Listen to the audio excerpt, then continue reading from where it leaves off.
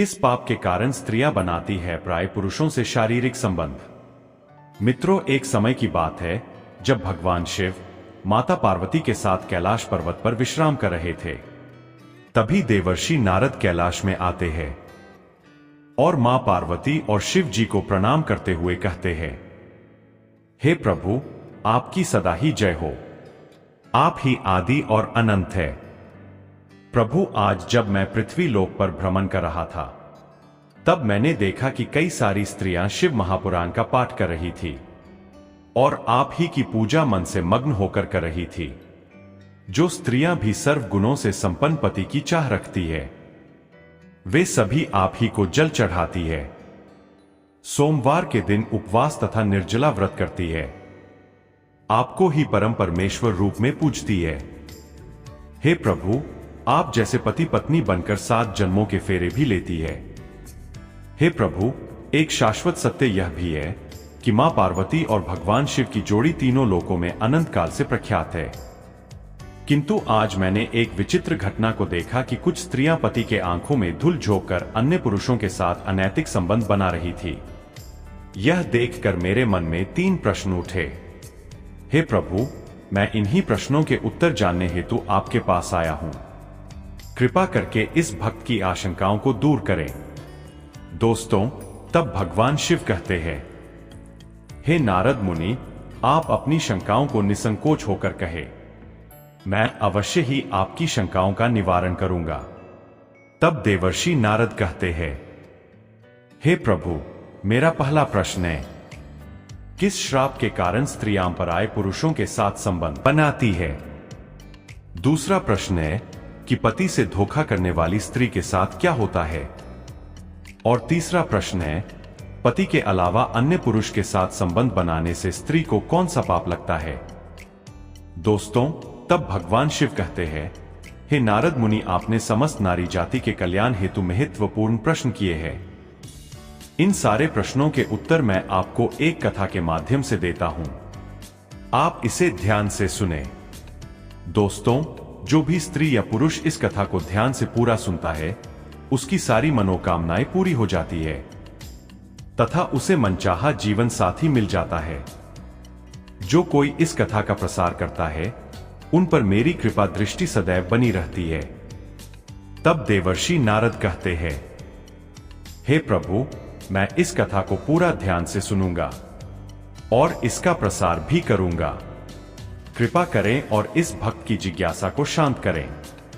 मित्रों, तब भगवान शिव कहते हैं, हे नारद मुनि, एक समय की बात है।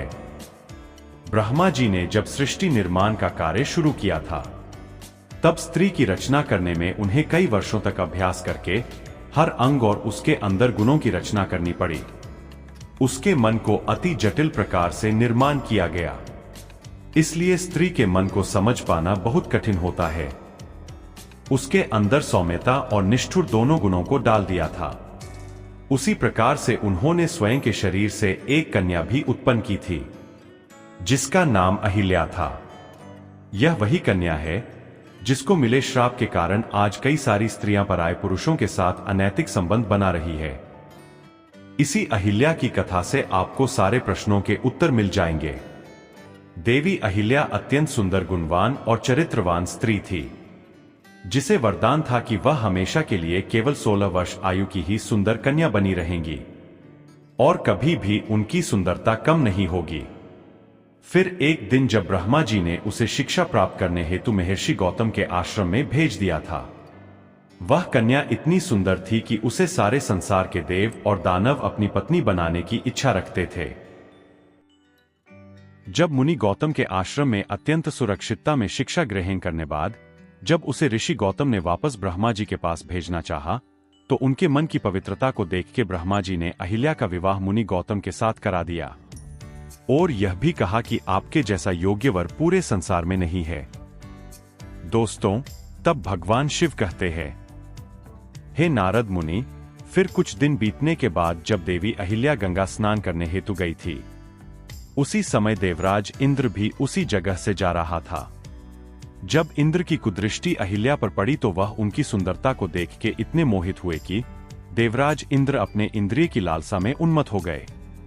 दोस्तों, जब इंद्र को इस बात का पता चला कि उनका विवाह ऋषि गौतम के साथ हो चुका है, फिर भी वह उनके पीछे उन्हें पाने के लिए पड़ गए। वह हर रोज उन्हें देखने के लिए छुप छुप कर उनका पीछा करने लगे। उसने ऋषि गौतम और देवी अहिल्या की सारी गतिविधियों को जान लिया और फिर एक दिन चंद्रमा के पास गए। दोस्तों, भगवान शिव कहते हैं, हे नारद मुनि, जब भी कोई व्यक्ति अपने मित्र का चुनाव करता है तो सबसे पहले उनके आचार विचार एक जैसे ही होते हैं। जैसे कि किसी चोर का मित्र चोर ही होता है और संत का मित्र संत ही होता है। फिर एक दिन इंद्र और चंद्र ने मिलकर एक योजना बनाई, जिसके अनुसार एक रात को इंद्रदेव मुनि गौतम के भेष में अहिल्या के पास जाएंगे और चंद्रमा इस जोखिम भरे कार्य में उनकी सहायता करेंगे। हे नारद, चंद्रमा ने भी अपनी गुरु से धोखा किया था, जिसका कारण यह था कि चंद्रमा के गुरुदेव गुरु बृहस्पति है। एक बार चंद्रमा शिक्षा हासिल करने के लिए बृहस्पति के पास गए थे। वहां चंद्रमा बृहस्पति की पत्नी तारा की सुंदरता पर मोहित हो गए और उनसे प्यार करने लगे। इसके बाद तारा चंद्रमा के साथ चली गई और बृहस्पति को छोड़ दिया। चंद्रमा को भी इसके फलस्वरूप श्राप मिल चुका था।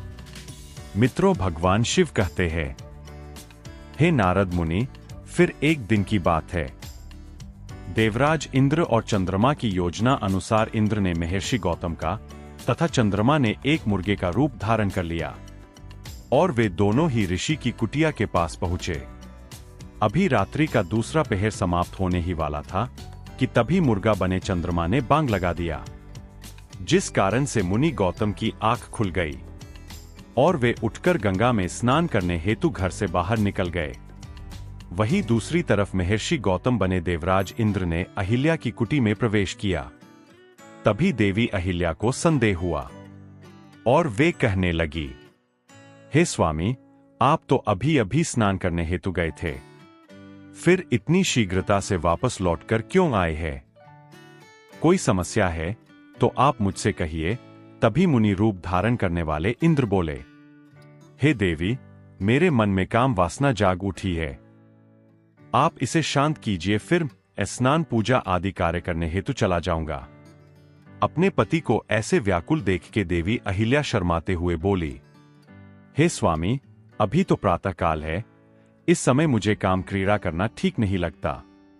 किंतु इंद्र ने अहिल्या को अपने पतिव्रता धर्म की कसम दिलाते हुए उन्हें शारीरिक संबंध बनाने पर मजबूर किया। दोस्तों, भगवान शिव कहते हैं, हे नारद मुनि, दूसरी तरफ जब ऋषि गौतम स्नान करने हेतु जब गंगा पर गए तो उन्होंने देखा कि कोई भी अन्य व्यक्ति वहां पर नहीं था और काफी समय बीत जाने के बाद भी वहां गहरा अंधेरा छाया हुआ था। उन्हें जब किसी अनहोनी का आभास हुआ तब वे शीघ्रता से अपने घर वापस आए और उसने देखा कि कोई अन्य व्यक्ति उनके जैसा भेष बनाकर उनकी ही पत्नी के साथ भोग विलास कर रहा है। ऋषि गौतम को देख के अहिल्या और देवराज इंद्र अचरज में पड़ गए तथा शर्म के मारे दोनों ने झुकी नजर से अपने वस्त्र परिधान किए। तभी ऋषि गौतम को अपनी पत्नी की ऐसी हालत देख के उन्हें बहुत गुस्सा आया और वे बोले, हे दुष्ट नारी, आज तुमने अपना पतिव्रता धर्म खंडित किया है। अभी इसी क्षण में तुम्हें त्याग देता हूं। तुम्हें अपने और पराये पुरुष में कुछ भी भेदभाव महसूस नहीं हुआ है। तुमने देवी होकर भी ऐसा घृणित और सामाजिक निंदनीय कार्य किया है। आज मैं तुम्हें और समस्त नारी जाति को यह श्राप देता हूं कि तुम कभी भी अपनी काम वासना को शांत नहीं कर पाओगी। हमेशा भोग विलास की चाह में तुम अपने धर्म को भी भूल जाओगी।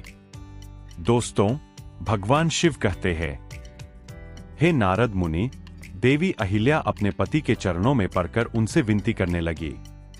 वह करुण विलाप करते हुए क्षमा याचना करने लगी। फिर महर्षि गौतम अपनी पत्नी से बोले, हे अहिल्या, तुमने आज न केवल अपने पतिव्रता धर्म को भंग किया है, बल्कि तुमने एक गुरु का भी भयंकर अपमान किया है, जिसे मुक्ति मिलना असंभव है। दोस्तों, तभी देवी अहिल्या ने अपनी दिव्य शक्ति से ब्रह्मा जी का आह्वान किया किंतु दूसरी तरफ उन्होंने श्राप देते समय बोला कि तुम्हारा शरीर हमेशा हमेशा के लिए पाषाण का बन जाएगा।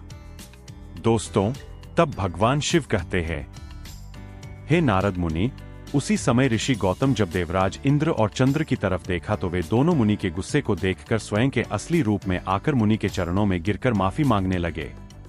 लेकिन गौतम ऋषि ने अपने कमंडल में जल उठाते हुए देवराज इंद्र को श्राप दिया कि जिस स्त्री की योनि की चाह में तुमने आज जो घृणित कार्य किया है, इसके फल स्वरूप तुम्हारे शरीर पर हजारों योनि उत्पन्न हो जाएंगी। और चंद्र को भी उन्होंने श्राप दिया। दोस्तों, उसी समय ब्रह्मा जी सहित अन्य देवता वहां पधारे। वे सभी हानि को तो टाल ना सके, क्योंकि मुनि श्राप दे चुके थे। जब इन सारी बातों का पता देवताओं को लगा तब उन्होंने ऋषि गौतम से विनती की और अहिल्या के श्राप से मुक्ति का समय पूछा। तब मुनि गौतम ने बताया कि त्रेता युग में श्री हरि के अवतार राम आएंगे और इस पाषाण रूपी मूर्ति को पैर से छूने के बाद ही वह इस पाप से मुक्त हो जाएगी। तब तक के लिए इस स्त्री की आत्मा को घोर नरक की यातनाएं भोगनी पड़ेंगी। उसे यमराज द्वारा कई जन्मों तक नरक की सजाएं सारी भुगतनी पड़ेगी और उसे भोगने के बाद भी उन्हें तुच्छ प्राणी की योनि में जन्म लेना पड़ेगा।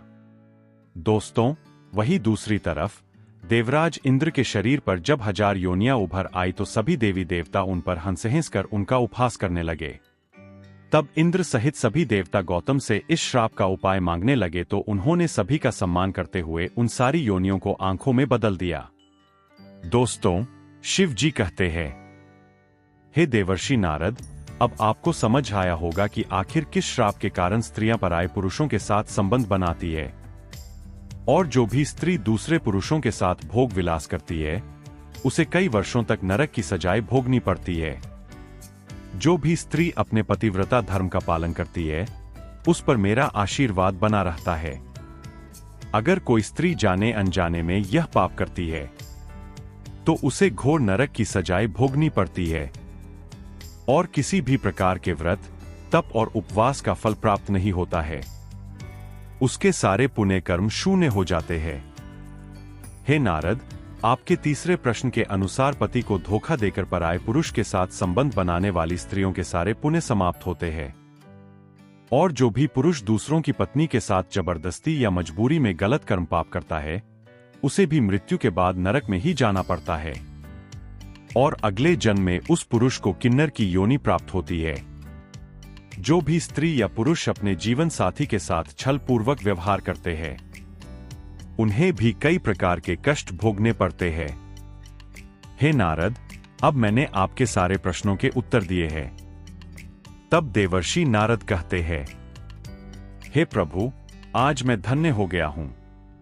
दोस्तों, आशा करते हैं आपको यह कथा अवश्य ही पसंद आई होगी, तो कमेंट में श्रद्धा से हर हर महादेव अवश्य लिखें और वीडियो को लाइक जरूर करना। साथ ही चैनल को सब्सक्राइब करना ना भूलिए। आप सभी का धन्यवाद।